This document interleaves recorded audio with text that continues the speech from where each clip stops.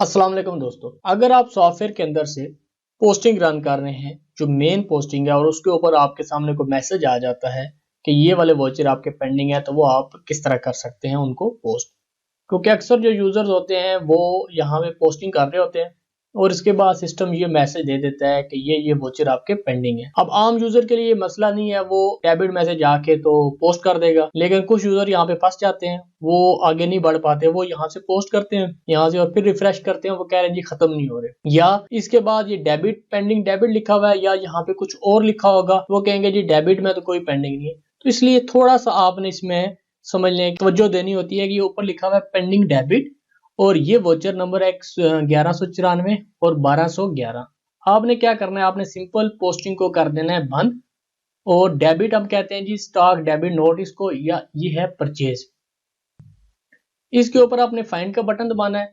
अगर voucher number आपको याद है तो आप 001194 भी लिख सकते हैं और ये इस पोस्ट अनचेक हुआ है। अगर आपको याद नहीं है, आप किसी तरह वोचर नंबर भी नोट ना करें, आप यहां से लिखें अनपोस्टेड, ये वोचर आ गया, इसके ऊपर आप एग्जिट करें और यहां से आप इसको कर दें पोस्ट।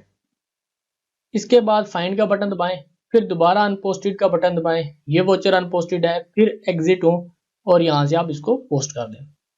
अब आप दोबारा आ जाते हैं पोस्टिंग पे, ये पोस्टिंग पे आप आए और ये पोस्टिंग पे अब इसने कहा जी कि ये वाले वोचर पेंडिंग है, क्रेडिट है। वो पहले डेबिट आ रहे थे और अब ये 3 वोचर आपके जो है ना ये आ रहे हैं क्रेडिट के अंदर। तो हमने क्या करना है, क्रेडिट के अंदर ये वोचर पेंडिंग है तो हमने आना है, ये देखिएगा ओके किया। अब आप देख लें कि यहाँ पे क्रेडिट के अंदर आपका कोई भी वोचर पेंडिंग नहीं है। जो क्रेडिट का वोचर पेंडिंग था उसने खुद ब खुद उसको पोस्ट कर दिया। बेसिक जो चीज है, अगर आपका डेबिट का वोचर कोई भी पेंडिंग होगा तो पोस्टिंग वाले फॉर्म के ऊपर आपको मैसेज आ जाएगा कि ये वोचर आपका पेंडिंग है, आप इसको पोस्ट कर दें। अगर आप कहते हैं मैंने अभी पोस्ट नहीं करना, मैंने सिर्फ स्टॉक देखना है और उसको उसी तरह रहने देना है, तो फिर आपने पोस्टिंग पे क्या करना है।